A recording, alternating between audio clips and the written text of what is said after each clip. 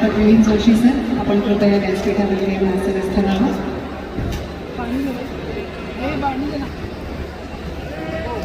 महामंडळाचे अध्यक्ष माननीय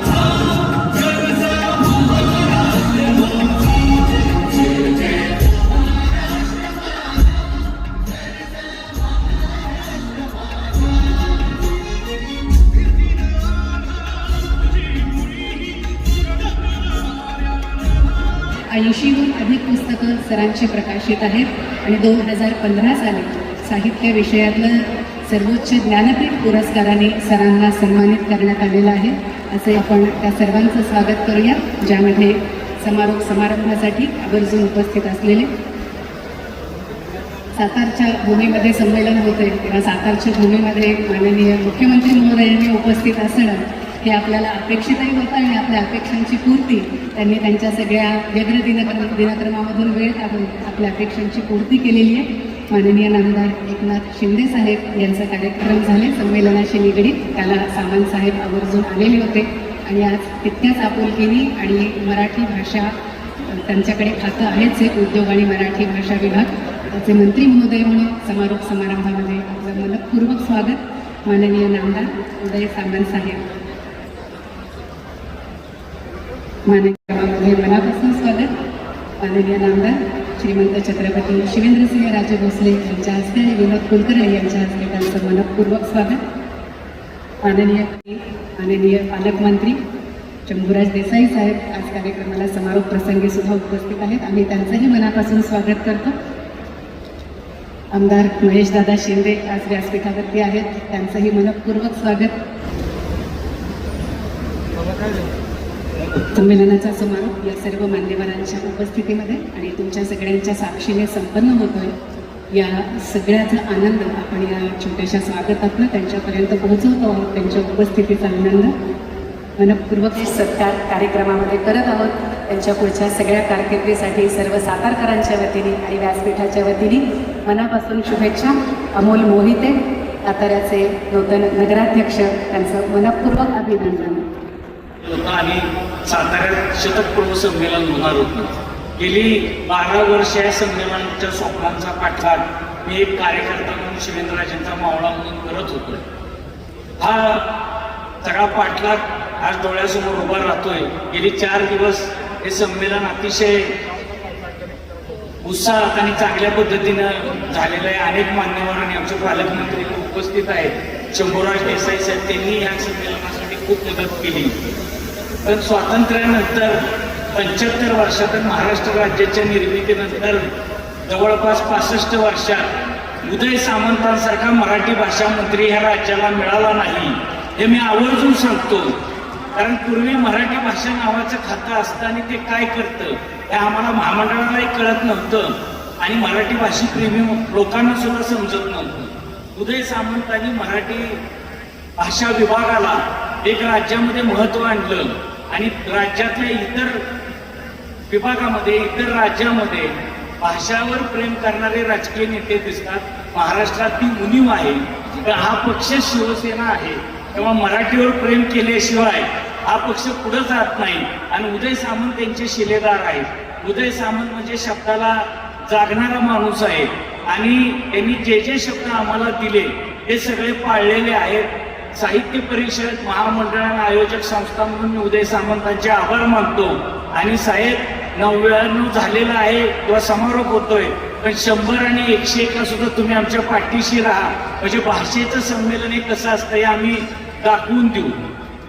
अभयसिंह राजेंनी जी प्रेरणा आम्हाला दिली होती साताऱ्यात संमेलन घेण्याची, त्याचा वारसा शिवेंद्रराजेंच्या रूपानं आम्ही चालवला. शिवेंद्रराजे सार्वजनिक बांधकाम खात्याचे मंत्री आहेत. सातारा शहराचा तालुक्याचा सर्वांगीण विकास करताना सांस्कृतिक आणि साहित्यिक विकास सुद्धा सातारा शहराचा झाला पाहिजे. अनेक जिल्ह्यामध्ये अनेक तालुक्यामध्ये 50-50 वर्ष पुन्हा संमेलन मिळालेलं नाही, पण साताऱ्याचं संमेलन आपण 32 वर्षात पुन्हा आणलेलं आहे. पूर्वी अभयसिंह राजेंनी साहित्य चळवळ वाढवण्यासाठी एक संघटना जी होती मजबूत, तिला मदत केली होती, पण त्यांना ते काम जमलं नाही. पण आम्ही शिवेंद्रराजेंचे जे सगळे मावळे आहोत त्यांनी आधी काम केलं, आता संमेलन आणलं. पण हा आमचा शेवट नाही. एव्हरेस्टवर जरी पाय ठेवला असता आम्ही तरी सुद्धा पुढच्या काळामध्ये आम्ही उत्कृष्ट पद्धतीने साताऱ्यात साहित्यिक चळवळ वाढवत राहू आणि साताऱ्याचा आवाज महाराष्ट्रात आणि देशात बुलंद करू ही ग्वाही या निमित्ताने देतो. भरत शेठ गोगावले हे आज इथं उपस्थित आहेत. भरत शेठचा सुद्धा मला पाठिंबा असतो. तसा शिवेंद्रराजे आणि उदयनराजेंच्या रूपानं अजिंक्यतारा माझ्या पाठीशी असतो, तसा भरत शेठच्या रूपानं रायगड सुद्धा माझ्या पाठीशी असतो आणि त्यांचंही या निमित्तानं मी स्वागत करतो.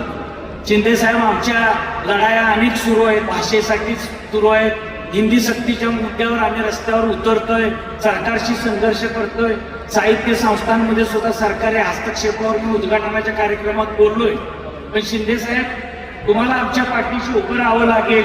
हिंदी सक्तीची लढाई असू दे, नाही तर साहित्य संस्थांमध्ये राजकीय हस्तक्षेप असू दे, सरकारचा हस्तक्षेप असू दे, तुम्ही सुद्धा सरकारमधला एक महत्वाचा घटक आहे आणि ह्या घटकानं आम्हाला जर साथ दिली तर साहित्य संस्थांची स्वायत्तता टिकून राहील याची मला खात्री वाटते.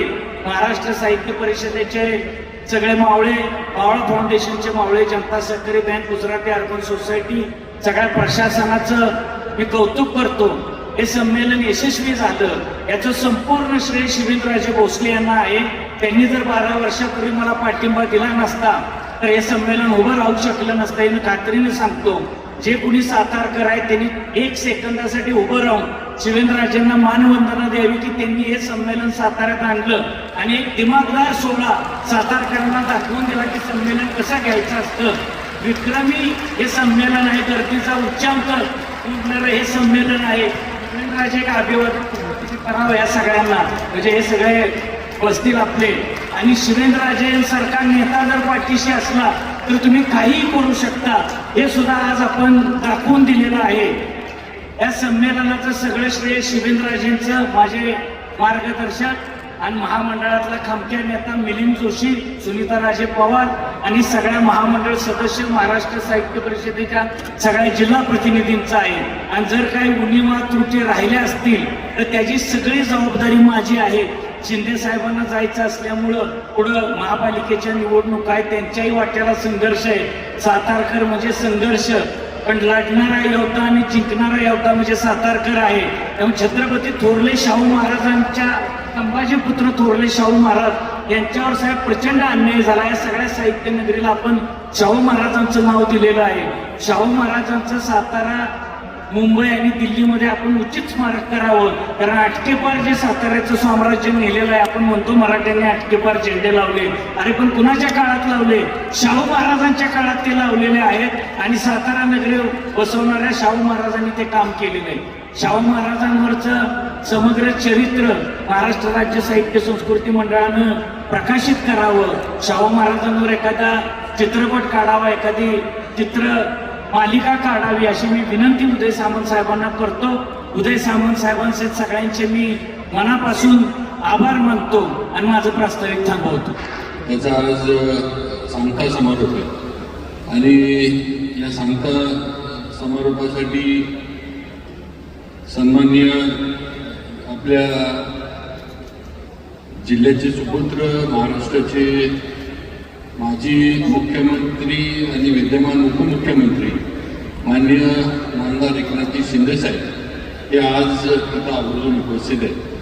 त्याचबरोबर प्रमुख पाहुणे श्री लोकवित चौधरी, ज्ञानपीठ पुरस्कार सन्मान्य विजेते हे सुद्धा या ठिकाणी आज उपस्थित आहेत. त्याचबरोबर आपल्या महाराष्ट्र राज्याचे मराठी भाषा मंत्री आणि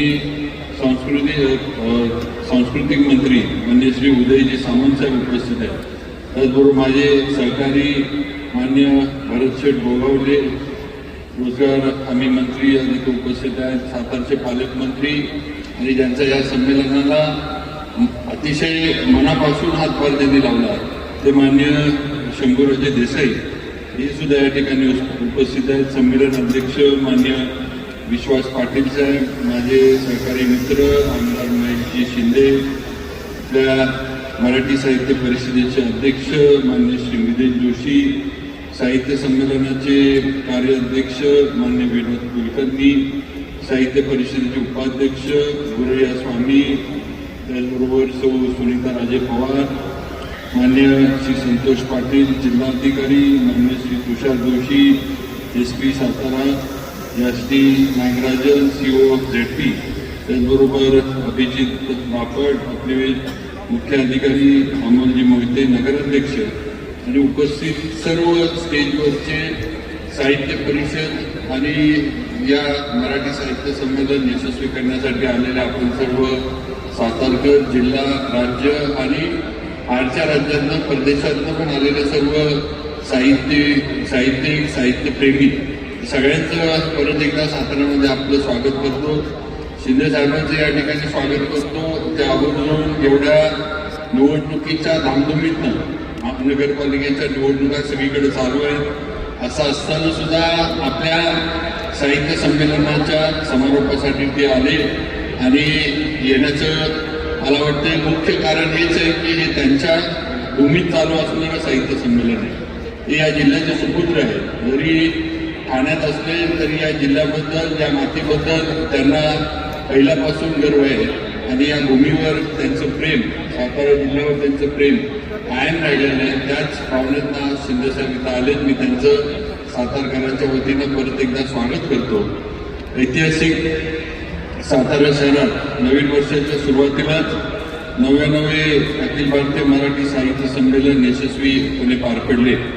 मराठी भाषेच्या या उत्सवात सातारकर तसेच राज्य व देश विदेशातील साहित्य रसिकांनी उदंड प्रतिसाद दिला. त्याबद्दल आपल्या सर्वांचं मी मनापासून आभार मानतो. या गुरुवारपासून सुरू झालेल्या या संमेलनाला अनेक परिसंवाद, मुलाखती, कवी संमेलनं, त्याचबरोबर गझल कट्टा, प्रकाशन कट्टा, कथाकथन, पुस्तक चर्चा, बालकुमार कट्टा असे विविध कार्यक्रम साहित्य रसिकांच्या उपस्थितीत पार पडले. मागील 4 दिवसात समारोपाच्या कार्यक्रमापर्यंत जो साधारण आम्ही अंदाज काढलेला आहे की तब्बल 8 लाख मराठी साहित्य रसिकांनी या संमेलनाला भेट दिलेली आहे. आणि मला वाटतं एखाद्या वेळेस हा साहित्य संमेलनाच्या याच्यातला उच्चांक सुद्धा ठरू शकेल असं म्हटलं तरी काही चुकीचं ठरणार नाही. आज सुद्धा संध्याकाळी जो कार्यक्रम आहे तो कार्यक्रम झाल्यानंतर खऱ्या अर्थानं या सातारच्या साहित्य संमेलनाला किती साहित्य रसिक येऊन गेले याचा खरा अंदाज आपल्याला त्याच्यानंतर लागेल. पण आज सरी 7 ते 8 लाख लोकांनी गेल्या 3 ते 4 दिवसांमध्ये या संमेलनाला भेट दिली आहे. त्याबद्दल मी त्यांचं आणि आपल्या सर्वांचं मनापासून आभार मानतो. पहिल्या दिवशी छत्रपती तोरणे शाहू महाराज साहित्य नगरी सातारा येथे ध्वजारोहणाचा कार्यक्रम उत्सव झाला. साहित्य संमेलनाची सुरुवात झाली. विविध चित्ररथांनी आपण मिरवणूक काढली. ग्रंथदिंडीला मिळालेला प्रतिसाद, पुस्तक खरेदीला वाचकांनी दिलेली पसंती, या सर्व उल्लेखनीय गोष्टी होत्या. याबद्दल वाचक व मराठी रसिक यांनी दिलेल्या प्रतिसादाबद्दल मी सर्व वाचकांचा रसिकांचं लक्ष आभार मानतो. साहित्य संमेलनाच्या उद्घाटनाच्या कार्यक्रमात आपले महाराष्ट्र राज्याचे लाडके मुख्यमंत्री माननीय नामदार देवेंद्रजी फडणवीस साहेब यांनी या ठिकाणी ते आले. त्यांनी उद्घाटनाचा कार्यक्रम त्यांच्या हस्ते आपण केला, विश्वास पाटील साहेबांच्या हस्ते केला आणि त्या याच्यामध्ये त्यांनी अगदी ठामपणे भूमिका या ठिकाणी साहित्य संमेलनाच्या या स्टेजवरती घेतली की जोपर्यंत मी मुख्यमंत्री आहे तोपर्यंत कुठल्याही संस्थेत राजकीय हस्तक्षेप करणार नाही. आम्हाला साहित्यात राजकीय हस्तक्षेप करायचा नाही. साहित्यिकांनी राजकारणात जरूर यावे पण साहित्याच्या क्षेत्रात राजकारण आणू नये असे त्यांनी मत मांडले.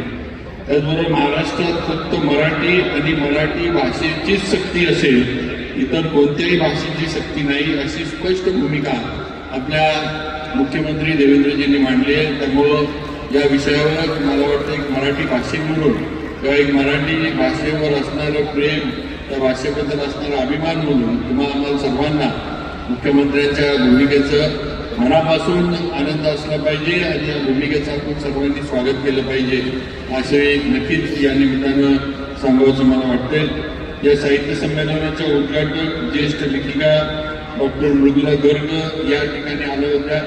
त्यांनी सुद्धा त्यांच्या भाषणात किंवा त्यांच्या विचार जेव्हा त्यांनी मांडले तेव्हा त्यांनी पण सांगितलं की मी हिंदी भाषिक असले तरी मी मराठीचे वाचक व रसिक आहे आणि या मराठी साहित्याचं कौतुक पण त्यांना आहे हे त्यांनी त्यांच्या भाषणात नमूद केलं. आमच्या अनेक हिंदी लेखकांनी मराठी साहित्याच्या कृतीतून प्रेरणा घेतली आहे. त्याचबरोबर मराठी साहित्याशी माझे भावनिक नाते आहे असे मत हे मृदुला गर्ग यांनी व्यक्त केलं.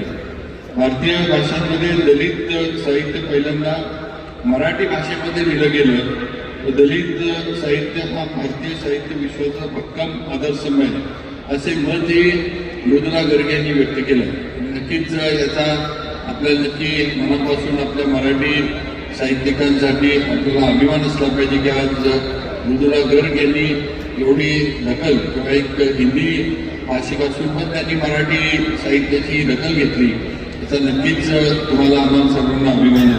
संमेलनाचे अध्यक्ष मान्य विश्वास पाटील साहेब, ज्यावेळेला विश्वास पाटील साहेबांची अध्यक्ष म्हणून निवड झाली त्यावेळेला आम्हाला सगळ्यांना मनापासून आनंद होता, ज्याचा उल्लेख विनोद केला की ही नगरी सातारा ही मराठ्यांची चौथी राजधानी. ही राजधानी छत्रपती शाहू महाराजांनी बसवली. संभाजीपुत्र शाहू महाराज या ठिकाणी आले आणि या सातारा शहराची किंवा शाहूनगराची त्यांनी स्थापना केली. ते सगळं त्यांनी इथं सगळे जे साम्राज्य त्यांनी उभं केलं आणि खऱ्या अर्थानं मराठ्यांचं साम्राज्य जे वाढलं, जे अटक ते कटक आपण म्हणतो, ते खऱ्या अर्थानं साम्राज्य मराठ्यांचं जे आहे हे छत्रपती शाहू महाराजांच्या काळात वाढलं. त्यांच्या ह्याच्यामध्ये जे त्यांच्या राज्य असताना वाढलेली वस्तुस्थिती आहे. आणि म्हणून आज विश्वास पाटलांची निवड ज्यावेळेला झाली त्यावेळेला आम्हाला फार सगळ्यांना सातारकरांना आनंद झाला की एक छत्रपतींच्या इतिहासावर अनेक पुस्तकं अनेक कादंबऱ्या लिहिणारे एक मराठी माणूस आज या आपल्या याचा साहित्य संमेलनाचा अध्यक्ष झाला. ह्याचा आम्हाला सगळ्यांना मनापासून आनंद होता आणि त्याचा आम्हाला अभिमान सुद्धा आहे. आणि त्याचा उल्लेख विनोदने केला की विश्वास पाटील साहेबांनी सुद्धा छत्रपती शाहूंच्या इतिहासामध्ये जे काही त्यांच्यावर अन्याय झालाय, जे काही त्यांना थोडंफार झाकले गेले, ते जे आहे ते विश्वास पाटील साहेबांनी त्याच्यावर सुद्धा आपलं लिखाण किंवा आपलं जे काही नजर आहे ती त्या ह्याच्यावर त्या इतिहासावर पण जरा टाकावी अशा समारोपाच्या निमित्तानं मी विश्वास पाटील साहेबांना सुद्धा सातारकरांच्या वतीनं विनंती करतो. आज सातारा येथील संमेलनामध्ये साहित्य रसिकांनी विविध ज्ञानपीठ पुरस्कार, साहित्य अकादमी व इतर पुरस्कार प्राप्त लेखकांचे विचार ऐकण्याची मेजवानी आपल्या सर्वांना मिळाली. त्यामध्ये डॉक्टर मृदुला गर्ग, अनुराधा पाटील, लक्ष्मण गायकवाड, सदानंद देशमुख, कृष्णात खोत, रघुवीर चौधरी, शाहू पाटोळे यांच्याबरोबरच अनेक ज्येष्ठ लेखक कवी यांचा समावेश आपल्याला बघायला मिळाला. श्री अमोल पालेकर यांच्या पुस्तकावरची झालेली चर्चा, श्री गिरीश कुबेर यांची रंगलेली आजची मुलाखत, स्त्री चळवळीवर झालेला परिसंवाद, वैचारिक साहित्यावरचा परिसंवाद, रहस्य कथा, गुढ कथा यावर परिचर्चा अशा अनेक चर्चा झाल्या. मराठी प्रकाशन व्यवहारातील परिचर्चा, तसेच कवी संमेलनं, गझल कथा अशा प्रत्येक कार्यक्रमाची यशाची उंची गाठली व रसिकांनी या सर्व याला प्रचंड प्रतिसाद दिला. जे आम्हाला बाहेर आलेले किंवा जे साहित्य रसिक भेटत होते याचे सगळ्यांचे हेच म्हणणं होते की प्रत्येक दालन जिथं परिसंवाद चर्चा चालू आहे प्रत्येक दालन रसिकांनी भरलेलं. ते कुठल्याही दालनामध्ये कुठल्याही हॉलमध्ये त्या ह्याला प्रतिसाद द्यायला किंवा तिथं ऐकायला त्या परिसंवाद सहभाग घ्यायला रसिक नाही आहे किंवा गर्दी नाही असं नाही. प्रत्येक दालन जे होतं या प्रत्येक दालनामध्ये रसिकांची गर्दी ही भरून होती. हे अनेकांनी या ठिकाणी बोलून दाखवलं.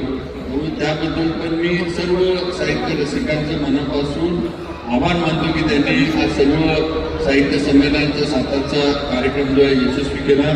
त्याचबरोबर श्री भावार्थ देखणे यांचं बहुरूपी भारूड, प्रशांत आमले यांचं नाटक, महाराष्ट्राची हास्यजत्रा याचा कालचा कार्यक्रम, तसेच आज रात्री सादर होणारा कोक आख्यान हा मराठी लोकगीतांचा कार्यक्रम रसिकांसाठी पर्वणी ठरलाय. मला वाटतं साहित्य संमेलनामध्ये सातारमध्ये हे पहिलंच आहे की साहित्य संमेलनामध्ये नाटक ते ठेवण्यात आलं. तर यापूर्वी हे होत नव्हतं, पण सातारमध्ये यावेळेला आपण ते केलं. हे सुद्धा एक नाविन्यपूर्ण गोष्ट सातारच्या साहित्य साहित्य आहे असं म्हटलं तरी चुकीचं होणार नाही. या साहित्य संमेलनाला मिळालेला प्रचंड प्रतिसाद पाहून मला 93 साली सातारा येथे पार पडलेल्या व माझे वडील श्रीमंत स्वर्गीय छत्रपती अभयसिंहराजे भोसले उर्फ भाऊसाहेब महाराज हे स्वागताध्यक्ष असलेल्या संमेलनाची आठवण झाली. आणि मी पहिल्या दिवशी ज्या माझ्या स्वागताच्या भाषणात बोललो होतो की साहेब योगायोग सगळा असा आहे की याच ठिकाणी ते संमेलन झालं होतं आणि 33 वर्षानंतर परत याच ग्राउंडवर ते साहित्य संमेलन आम्ही परत एकदा सातारकर इथं भरवतोय, पार पाडतोय. आणि तेवढाच किंवा त्याहूनही जास्त प्रतिसाद आम्हाला साहित्य रसिकांनी दिला. नक्कीच भाऊसाहेब महाराजांनी सुरू केलेली प्रथा ही कायम ठेवण्याचं काम आज मी असेल, माझ्याबरोबर विनोद कुलकर्णी असतील, मावळा फाउंडेशनचे सर्व माझे विनोदचे सहकारी असेल, आम्ही सर्वजणी करू शकलो याचा नक्कीच आनंद मला आहे. अखिल भारतीय मराठी साहित्य संमेलनाचे यशस्वी आयोजन करता माझ्या पाठीशी उभे असणारे महाराष्ट्राचे लाडके मुख्यमंत्री देवेंद्रजी फडणवीस साहेब, उपमुख्यमंत्री माननीय एकनाथजी शिंदे साहेब व माननीय अजितदादा पवार साहेब यांचे मी सर्वांच्या वतीनं आभार मानतो. आणि त्याचबरोबर ज्यांनी खऱ्या अर्थानं आमच्या या सर्व उपक्रमाला चालना दिली. ज्यावेळेला पहिल्यांदा मी विनोद, मिलिंद जोशी, उदय सामंत साहेबांना भेटायला गेलो, आता सुद्धा विनोदनं उदय सामंत साहेबांचं कौतुक केलं आणि मी पण ते सांगू इच्छितो की ज्यावेळेला आम्ही उदय सामंत साहेबांना हे सांगायला गेलो की सातारा साहित्य संमेलन मिळाले आम्हाला, आमचं ठिकाण किंवा स्थळ जे हे सातारा हे साहित्य परिषदेनं सिलेक्ट केले, त्यावेळेला त्यांनी ताबडतोब आम्हाला सगळ्यांना पाठिंबा दिला आणि त्यांनी सांगितलं की शासनाकडनं जे संमेलनाला मदत मिळते तर ती मी नक्कीच देईन. तर शिवेंद्रराजे माझे मित्र असल्यामुळं मी माझ्या वतीनं अजून मदत तुम्हाला देईन आणि ती मदत आपल्या उदय सामंत साहेबांनी दिली. सांगायला हरकत नाही, शासनाकडनं उदय सामंत साहेबांच्या माध्यमातून आपल्या संमेलनाला 3 कोटी रुपये हे उदय सामंत साहेबांकडनं या संमेलनाच्या खर्चासाठी आणि लागणाऱ्या मदतीच्या माध्यमातून दिले गेले. त्यामुळे नक्कीच उदय सामंत साहेबांचं आभार हे तुमचं आपण सर्वांनी मानले पाहिजे. कारण शासन मदत एकीकडं आणि मैत्रीची मदत एकीकडं हे त्यांनी केलं. आता मी साहेबांना, शिंदे साहेबांना सांगत होतो की साहेब आता थोडी पुढच्या याच्यामध्ये आता आम्ही इथं भरपूर कौतुक उदय सामंत साहेबांचं केलं पण आमची मागणी थांबलेली नाही. आता आम्ही साहित्य संमेलन त्यांच्या आशीर्वादाने पार काढलं. आता पुढं ज्यावेळेला कधी ते आम्हाला देते त्यावेळेला नाट्य संमेलनांचं पण मागणी की आजच मी आपल्याकडं सर्व सातारकरांच्या समोर उदय सामंत साहेब करतोय. आपल्या अधिकारात आपण ज्यावेळेला कधी आम्हाला द्याल त्यावेळेला सातारचा विचार होणाऱ्या नाट्य संमेलनासाठी पण साताऱ्यामध्ये आपण करावा ही विनंती करतो. आणि त्यावेळेला आपण अशीच मैत्री, ही मैत्री तर आपली आहेच ठीक आहे, पण जरा थोडी आता बजेट जवळ येते, बजेटमध्ये जरा मी मैत्री वाढवतो तुमच्याबरोबर. माझी म्हणजे परत मला घेताना जरा चांगल्या पद्धतीनं मित्र म्हणून अजून काय काय मिळेल. तर आज एक आहे तर दुसरं उदय सामंत साहेबांचं दुसरे आभार मानतो. साताराला त्यांनी IT पार्क मंजूर करून दिला. साताराच्या वतीनं हे सुद्धा आभार उदय सामंत साहेबांचे मानले पाहिजेत. की आज आमची सातारकरांची जी अनेक वर्षांची इच्छा होती, आमची मुलं मुली शिकतात, पुण्याला मुंबईला नोकरी जातात आणि इथं मुलामुलींना IT मध्ये नोकरी मिळत नाहीत आणि हा IT पार्क साताऱ्यात व्हावा ही अनेक वर्षांची आमच्या सातारकरांची एक इच्छा होती आणि ती उदय सामंत साहेबांच्या माध्यमातून आपली पूर्ण झाली आणि आपल्याला IT पार्क त्यांनी मंजूर करून दिला. यासाठी सातारकरांनी परत एकदा टाळ्या वाजवून त्यांचं स्वागत आणि आभार मानावे. कारण पुढे सुद्धा हा IT पार्क मंजूर झाला असला तरी आता तिथे इंडस्ट्री आणण्यामध्ये सुद्धा आपल्याला उदय सामंत साहेबांची मदत लागणार आहे आणि ते सातारकरांना करतील याची 100% मला खात्री आहे. या संमेलनासाठी उपस्थित असलेले अखिल भारतीय मराठी साहित्य महामंडळाचे अध्यक्ष मिलिंद जोशी व त्यांचे सर्व सहकारी यांचे मी मनापासून आभार मानतो. महाराष्ट्र साहित्य परिषदेचे पुणे कार्यवाह विनोद कुलकर्णी त्यांचे सर्व सहकारी, साहित्य परिषद शाहूपुरी शाखा यांचे पदाधिकारी मावळा फाउंडेशन सातारा तसेच स्वागत समितीचे सर्व सदस्य यांचे मनापासून आभार मानतो. त्याचबरोबर या साहित्य संमेलनासाठी ज्यांनी आम्हाला देणगी दिली किंवा भरीव मदत केली त्यामध्ये कुपर इंडस्ट्रीचे मान्य फरुख कुपर साहेब, विन्सिसचे विक्रांत पाटील साहेब, परांजपे ऑटोकास्ट, आमदार विश्वजित कदम यांचे भारतीय विद्यापीठ, सातारा जिल्हा मध्यवर्ती बँक, अजिंक्यतारा साखर समूह या सर्व संस्थांचे मी संमेलनाचा स्वागताध्यक्ष म्हणून मनापासून आभार मानतो. त्याचबरोबर इतरांचा वेळेअभावी आता मी उल्लेख करू शकत नाही, पण असंख्य देणगीदारांनी ज्यांच्यामुळे या सारस्वतांचा मेळा आर्थिक पाठबळामुळे यशस्वी होऊ शकला यांचेही मी आभार मानतो. तसेच जिल्हाधिकारी संतोष पाटील साहेब, सर्व प्रशासन, जिल्हा परिषद, पंचायत समिती, शिक्षण विभाग यांचे मनापासून आभार मानतो. मागील 4 दिवसांपासून सर्व पोलीस प्रशासनाने केलेले नियोजन हे वाखाणण्यायोग्य आहे. त्याबद्दल मी पोलीस अधीक्षक मान्य तुषार जोशी साहेब, जिल्हा पोलीस दल यांचे विशेष आभार या ठिकाणी मी मानू इच्छितो. त्याचबरोबर सातारा नगर परिषद आपले नवीन अध्यक्ष नूतन अमोल मोहिते, त्यांचे सर्व नगरसेवक, मुख्य अधिकारी बापट साहेब, जळक साहेब आणि सर्व सार्वजनिक बांधकाम विभाग, जिल्हा क्रीडा विभाग या सर्वांचं मी स्वागताध्यक्ष म्हणून मनापासून आभार मानतो. महाराष्ट्र राज्याचे लाडके मुख्यमंत्री मान्य आमदार देवेंद्रजी फडणवीस साहेब यांनी व्यक्त केलेला मराठी भाषा अभिजात भाषा झाल्यानंतर भारतात व जगात लोकमान्यता मिळावी यासाठी आपल्या सर्वांचं आत्ता पार पडलेले यशस्वी साहित्य संमेलनासारखे उपक्रम पुढे चालू ठेवावे लागतील. त्यासाठी मी स्वतः एक मराठी भाषा व साहित्यिक रसिक म्हणून जी जबाबदारी मिळेल ती पार पाडण्यास आघाडीवर असेल असे आश्वासन देतो. शेवटी एवढंच सांगतो, कितीही सुखद असले तरी कुठेतरी संपणारी वाट असते, पण संपणाऱ्या वाटेसोबत उगवणारी नवी पहाट असते. जय हिंद, जय महाराष्ट्र.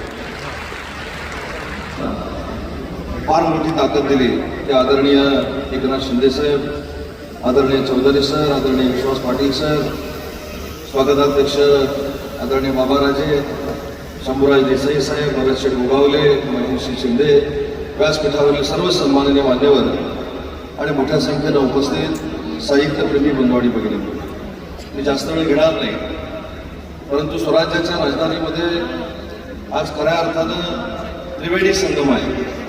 याचं कारण असं आहे की पराक्रम मराठी माणसाचा गाजवणारे महादजी शिंदेजी हे देखील साताऱ्याचे होते.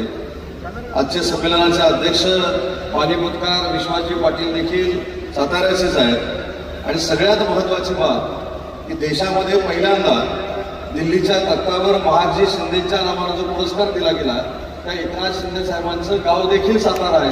हा देखील आज या साहित्य संमेलनाचा त्रिवेणी संगम आहे. आणि म्हणून मगाशी मी उल्लेख केला की माझं कौतुक या ठिकाणी झालं, पण त्याचं सगळं श्रेय मानाने एकनाथ शिंदे साहेबांना जातं.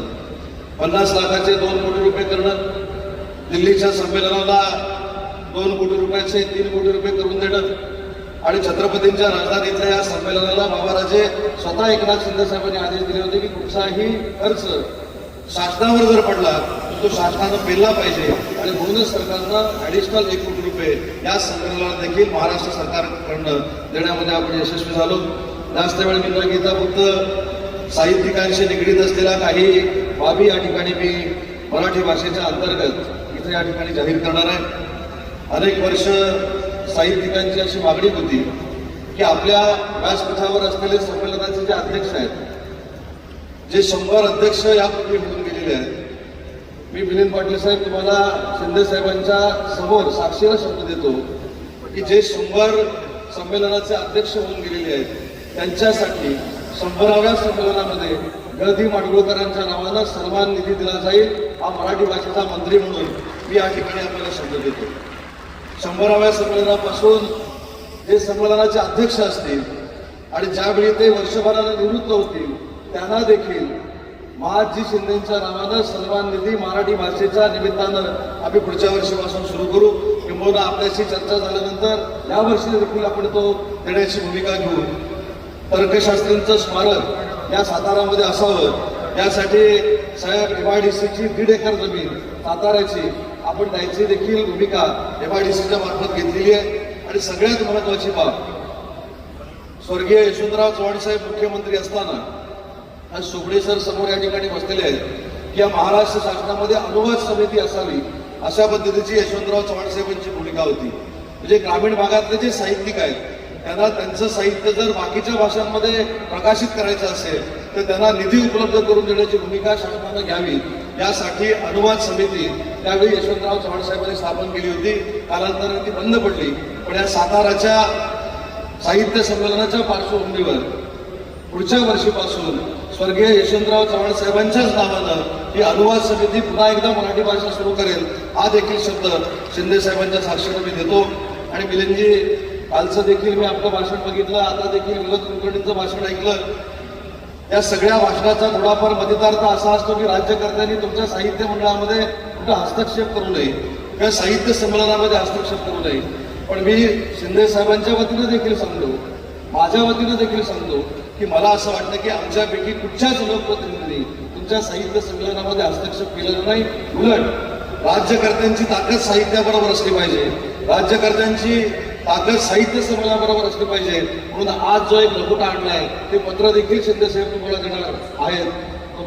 तुम्ही कदाचित विसरला असाल, 6 महिन्यापूर्वी तुम्ही तुमच्या इमारतीमध्ये मला एका कार्यक्रमासाठी बोलवलं होता आणि त्या इमारतीची डागडुजी करण्याची इच्छा आपण व्यक्त केली होती. आणि त्या डागडुजीसाठी तुम्ही 50 लाख रुपये 6 वर्षांपूर्वी मागितले होते. 6 वर्ष निघून गेली. म्हणून शिंदे साहेबांच्या समोर त्या इमारतीच्या सुधारणेसाठी 1 कोटी रुपये मंजूर करून इथं आणलेले आहेत.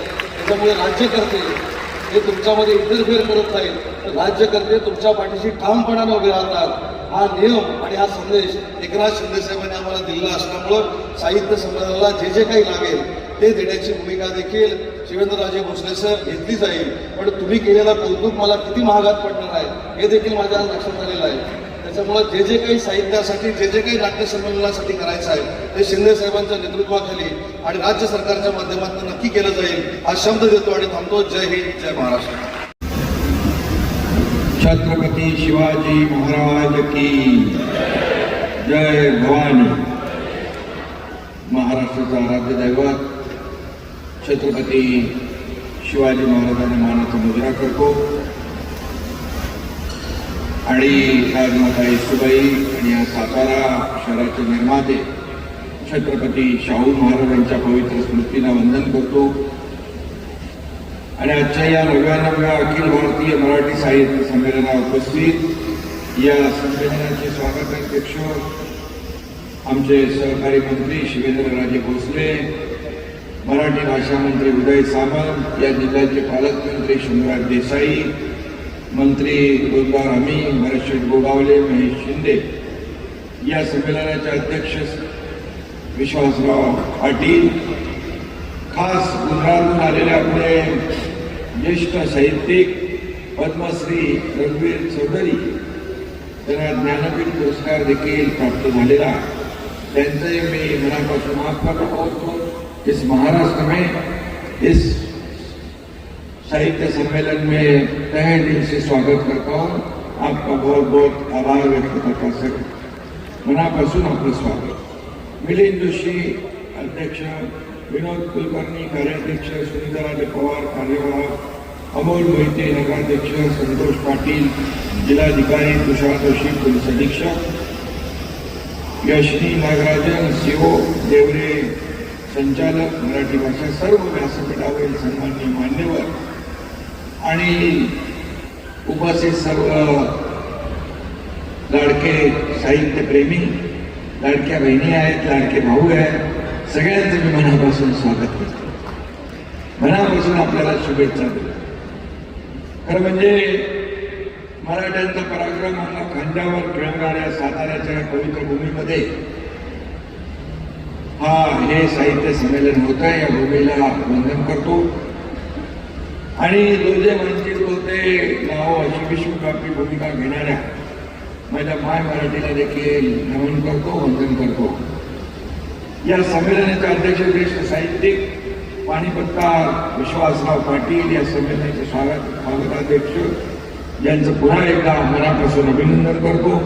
आणि मला मगाशी सांगितलं की त्यांचे पिताश्री अभय सिंग राजे भोसले यांचं संमेलनाचे अध्यक्ष झाले पूर्वी, म्हणजे वडील पिता आणि पुत्र या साहित्य संमेलनाचे अध्यक्ष होऊ शकले झाले, हा देखील एक योगायोग आहे. आणि म्हणून मी त्यांनाही शुभेच्छा देतो.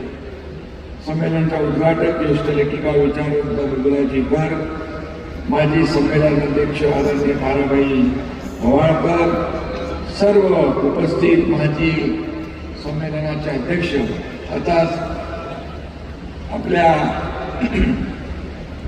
उदय सामंतजींनी सर्व माजी अध्यक्षांबद्दल घोषणा केलेली आहे. मी त्यांचं अभिनंदन करतो, त्यांना शुभेच्छा देतो.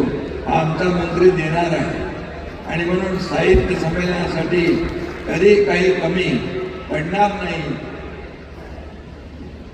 पडू नये अशा प्रकारची आमची सरकारची भूमिका आणि भावना. आणि अशा या ऐतिहासिक सातारा नगरीत 99 अखिल भारतीय मराठी साहित्य संमेलन संपन्न होत आहे.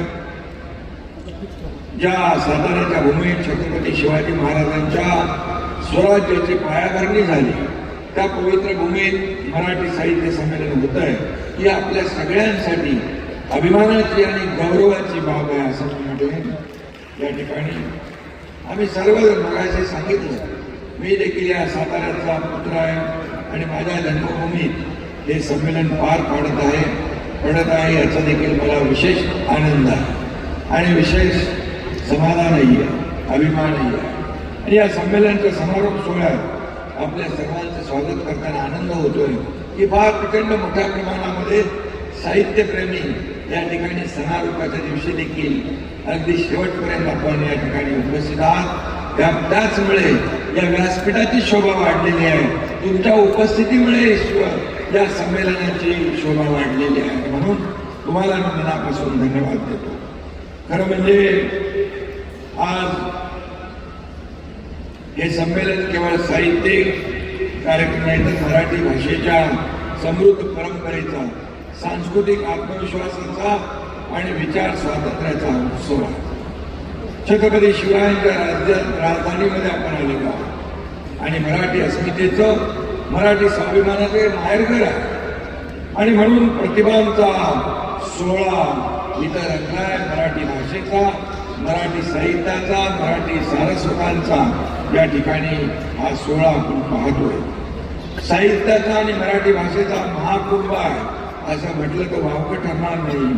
मराठी भाषेच्या सर्व प्रवाहांचा हा संगम आहे आणि साताऱ्याच्या कंदी पिण्यात तेवढाच गोडवा या संमेलनाला लाभला आहे. इथल्या लोकांच्या हृदयात प्रेमाची स्ट्रॉबेरी भरलेली आहे, हे सुद्धा तुम्ही अनुभवलं असेलच. आणि म्हणूनच मी सगळ्यांचं स्वागत करतो. सतत 99 वर्ष अविरत चाललेला हा साहित्य मेळा आता 100वा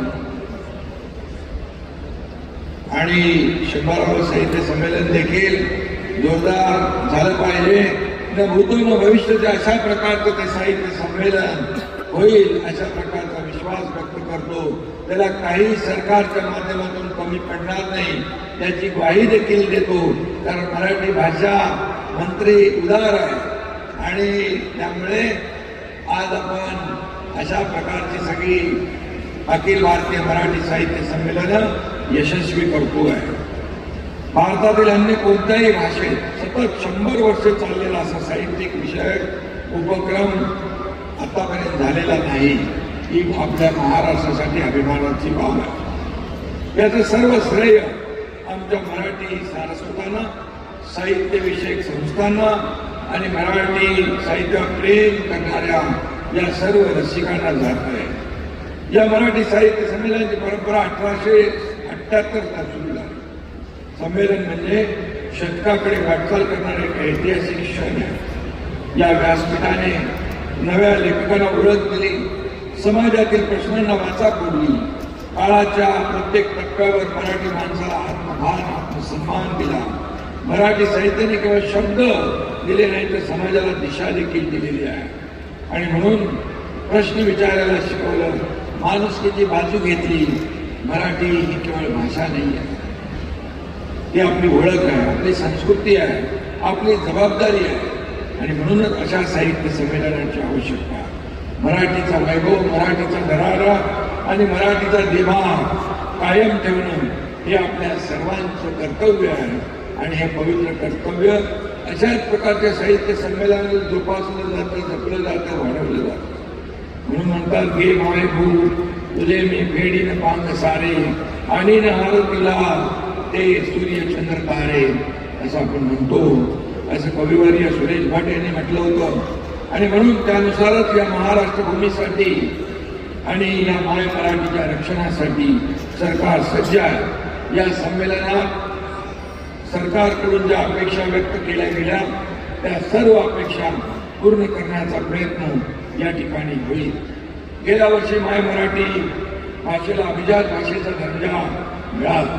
असंख्य मान्यवरांची जवळपास 14-15 वर्षाची तपश्चर्या फळाला आली आणि सर्वांनी मेहनत केली, त्यामध्ये कष्ट घेतले.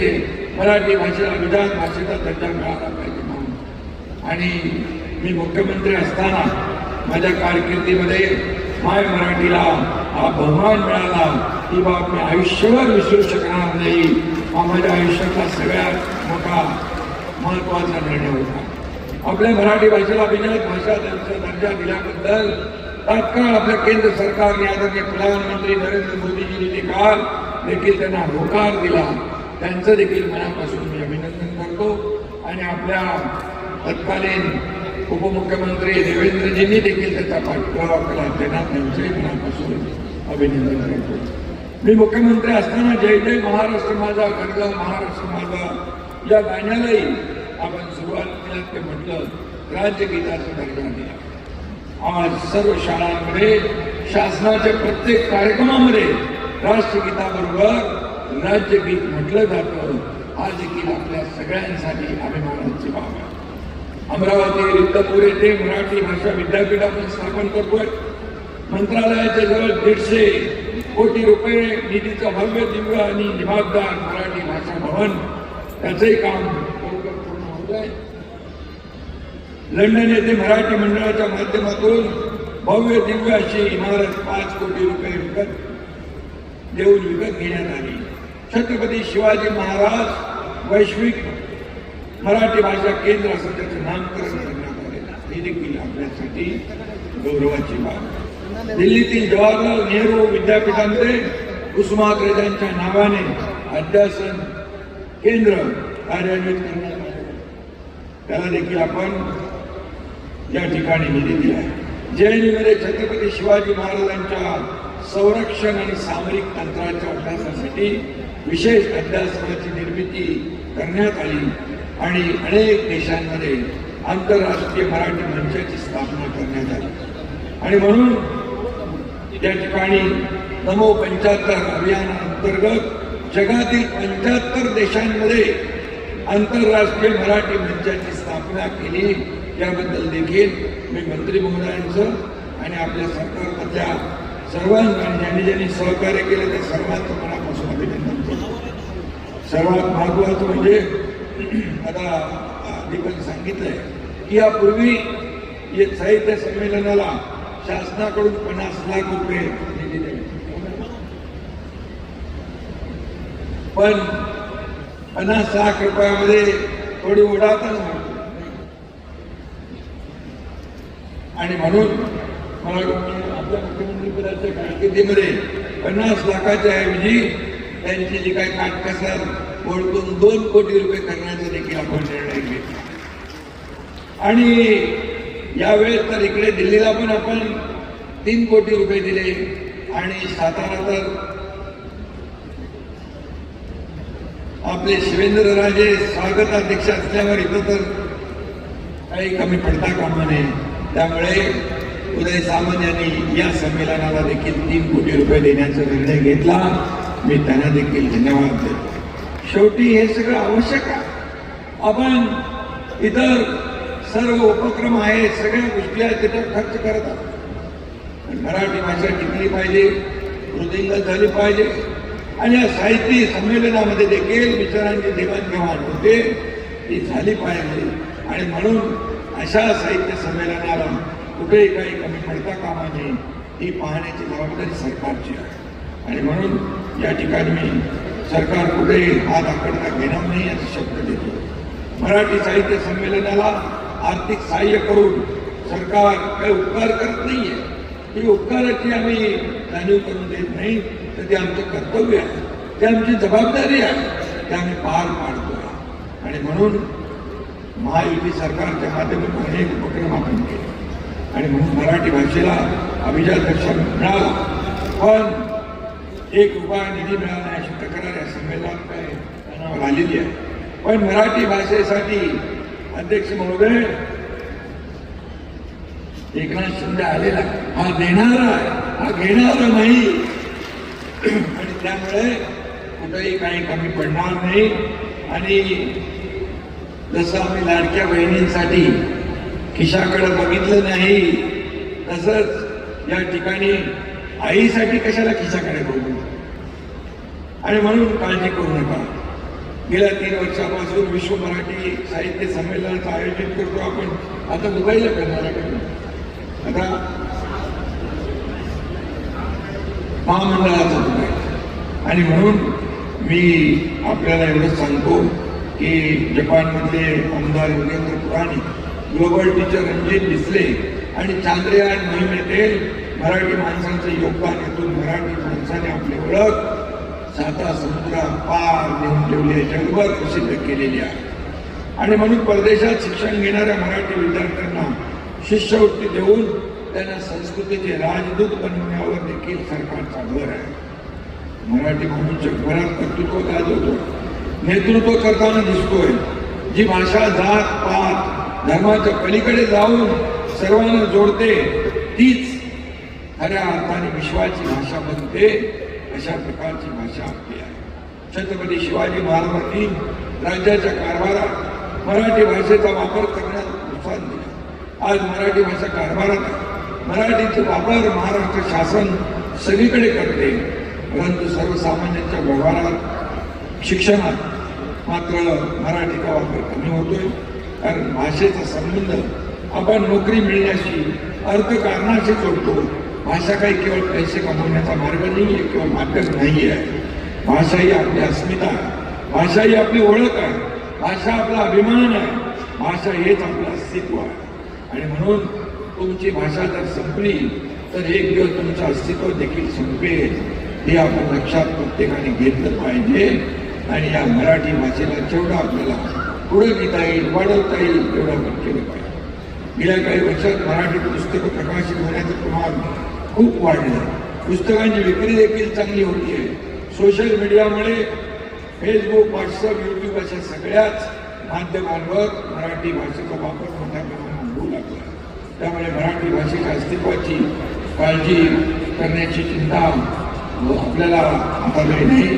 परंतु त्याचं व्यावसायिक महत्त्व टिकवून ठेवायचं असेल तर साहित्य, चित्रपट, नाटक अशा सर्व माध्यमातून आपण मराठी भाषेला मोठं केलं पाहिजे. कथा, कादंबरी, कवितेच्या क्षेत्रात नवे लेखक खूप प्रयोग करत आहेत. त्यांच्या कथांमधून वर्तमानाचा वेध घेतला जातोय आणि आजच्या पिढीचे प्रश्न मांडले जातात. अत्यंत धाडसी असं लिखाण देखील केलं जात आहे. आणि म्हणूनच मगाशी कोणीतरी सांगितलं हिंदी भाषेची सक्ती बिलकुल होणार नाही. हिंदी भाषेची सक्ती होणार नाही. मराठी महाराष्ट्रामध्ये मराठी भाषाच काल आम्ही बोललो, मराठी भाषेचाच मान सन्मान वाढवला जाईल हा देखील या ठिकाणी विश्वास आपल्याला देतो. आणि म्हणूनच मी आपल्याला एवढं सांगतो की अशा प्रकारचे साहित्य आज काय झालं, यायचं युग आले.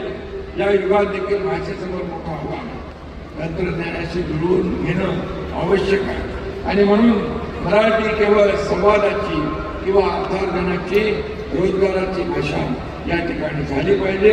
मराठी बोलणारा, मराठी ऐकणारा, मराठी कलांचा आदर करणारा मराठी समाज आपल्याला टिकवला पाहिजे, वाढवला पाहिजे.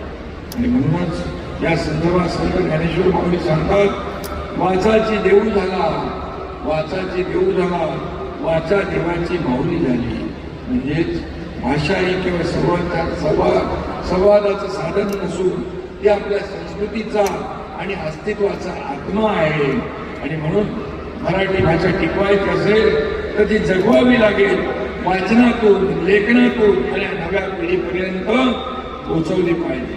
संमेलनाचे अध्यक्ष विश्वासराव पाटलांनी महाराष्ट्राच्या अनेक जिल्ह्यांमध्ये पुस्तकांची दुकानं नाही ती श्रीमंत भाषणातून एसटी स्थानकावर पुस्तकांच्या दुकानांसाठी स्वस्त दरात जागा उपलब्ध करून द्यावा अशी मागणी केली आहे. येत्या काही दिवसात ते आपल्याला निर्णय झालेला दिसेल. मी तात्काळ परिवहन मंत्र्यांना सांगतो आणि आपली ही भूमिका जी आहे, आपली भावना, त्यासाठी जागा उपलब्ध देण्याचा निर्णय देखील आपण घेऊ. करतो बघतो वगैरे काय आपण करून टाकूया. करतो बघतो पाहतो हे आमचे शब्द डिक्शनरीमध्ये नाही आहे. No reason on the spot decision. तुम्हाला ती जागा मिळून जाईल एसटीच्या सर्व आवारामध्ये. आणि म्हणून त्यामुळे निश्चित राहा, तुम्ही मराठीचा झेंडा घेऊन पुढे निघालो. आणि म्हणून मी आपल्यासोबत, आमची सर्व व्यासपीठावरची मंडळी आपल्यासोबत आहे. या ठिकाणी मी आपल्याला एवढं सांगतो की काही आपली चर्चा जशी झाली की लेखन आणि प्रकाशन हा व्यवसाय सध्या तोट्यात आहे. या व्यवसायाला लागू असलेल्या मंत्री महोदय आपण या लागू 18% GST कर कमी करावा, लेखन आणि प्रकाशन, बरोबर आहे. त्यामुळे या बाबतीत देखील आपण मागणी केलेली आहे. आणि त्याचबरोबर लेखन आणि प्रकाशन व्यवसाय लागू असलेला कमी 18% कर करण्यासाठी नक्की मी आणि आमचे सहकारी पाठपुरावा करू आणि याच्यामध्ये नक्की यश मिळेल. त्याचबरोबर या ठिकाणी हिंदुहृदय सम्राट बाळासाहेब ठाकरे यांच्या जन्मशताब्दी दिनानिमित्त मराठी भाषा, साहित्य, संस्कृतीचा प्रचार प्रसार महाराष्ट्र शासनाने एक महत्त्वपूर्ण कालच निर्णय घेतलेला आहे. आणि तिथं देखील एसटी स्थानकामध्ये मराठी पुस्तकांच्या विक्रीसाठी, पुस्तक स्टॉलसाठी गाळे सध्या लागू असलेल्या निर्धारित दराच्या 50% सवलतीच्या दरामध्ये देण्याचा देखील आपण निर्णय घेऊ, असं देखील मी या ठिकाणी सांगतो. सर्व नगरपंचायत, नगरपालिका, महापालिका यांच्या स्वमालकीच्या, म्हणजे महापालिका, नगरपालिकाच्या स्वमालकीच्या शॉपिंग सेंटरमध्ये प्रत्येकी 2 बुक स्टॉलसाठी जागा उपलब्ध केली पाहिजे अशी देखील मागणी आहे.